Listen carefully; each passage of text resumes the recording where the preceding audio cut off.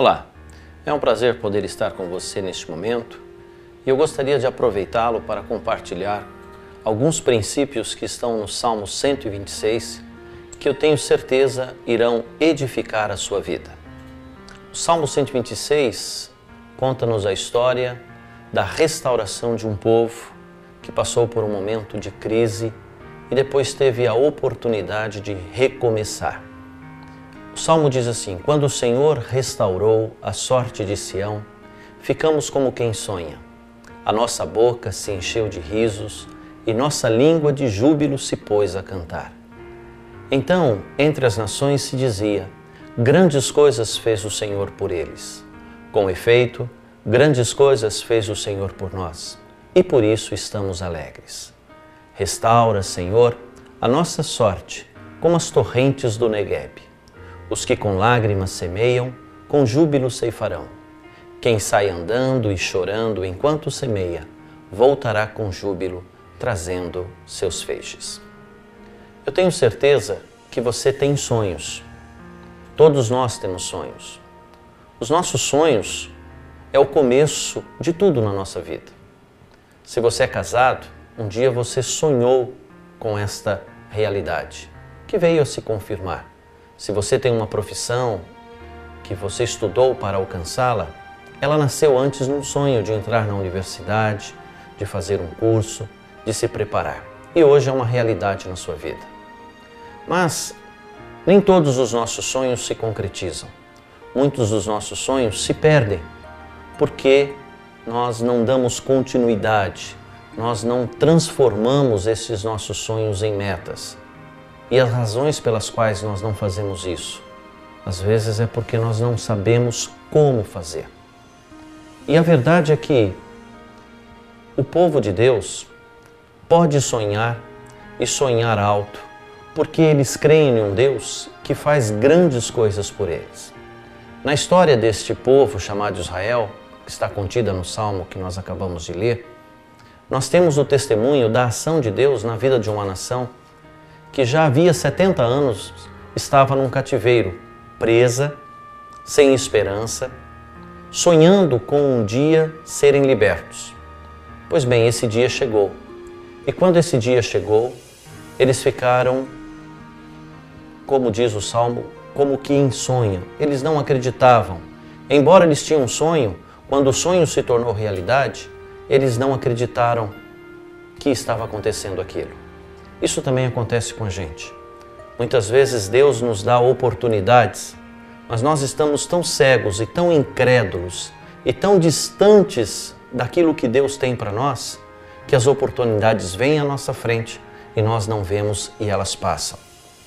Tem uma história também na Bíblia de um cego chamado Bartimeu. Este cego já fazia alguns anos, ele ficava à porta do templo pedindo esmolas. Certo dia ele ouviu dizer que Jesus iria passar por ali. Ao saber que Jesus iria passar, ele ficou entusiasmado. E ao ouvir a multidão e os passos das pessoas que corriam em direção ao Mestre, ele levantou-se em um salto e foi em direção a Jesus gritando: Jesus, filho de Davi, tem misericórdia de mim. As pessoas o repreendiam, dizendo para ele se calar. Mas quanto mais pediam para ele se calar, mais ele gritava: Jesus, filho de Davi, tem misericórdia de mim.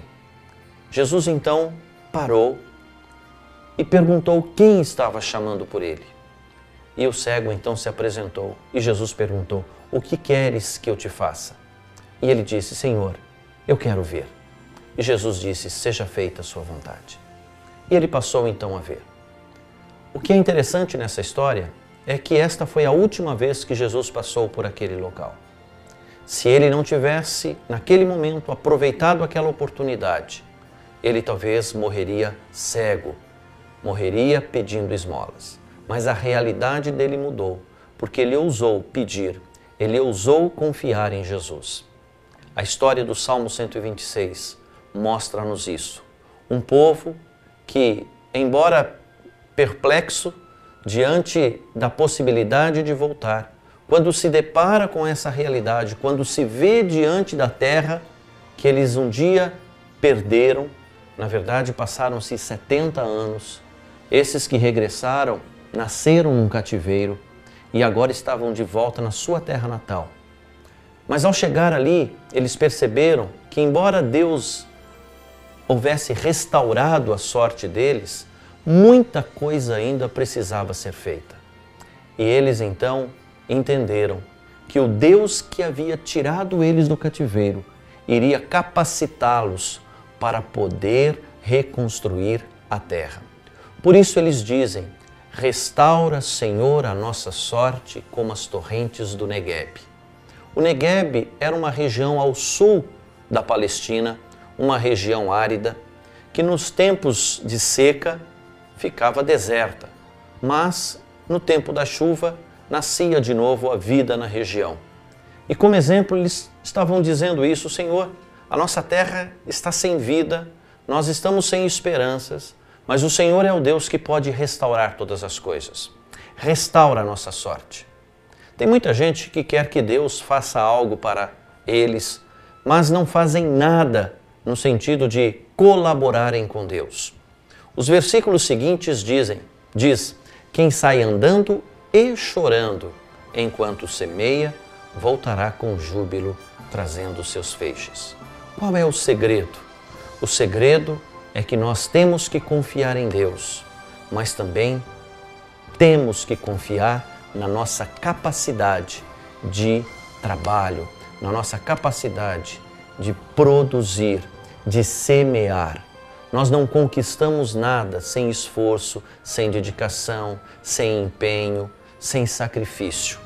Deus não nos abençoa do nada. A Bíblia mesmo nos diz que o preguiçoso deve aprender com a formiga. Eu não sei como é que está a sua vida, eu não sei como é que andam os teus sonhos. Talvez você já tenha perdido os seus sonhos, talvez você já tenha perdido a esperança em você, em Deus, na vida. Mas eu quero dizer para você, aqui e agora, que essa esperança pode renascer. Este novo momento pode acontecer. Basta você crer e basta você confiar. Quando você crê, você consegue ver. É o ver para crer. Tem gente que quer crer para ver, mas é preciso ver para crer. Quando o semeador joga a semente, ele não vê de imediato o fruto, mas ele crê que vai haver o fruto. Então semeie, semeie com fé, semeie com confiança, semeie na certeza de que Deus tem o melhor para a tua vida. E eu tenho certeza que se você assim o fizer, você vai voltar com júbilo, vai testemunhar lá na frente as grandes coisas que Deus pode fazer com você. Eu espero que você possa abraçar essa palavra e fazer dela um desafio para a tua vida e transformar e mudar sua história.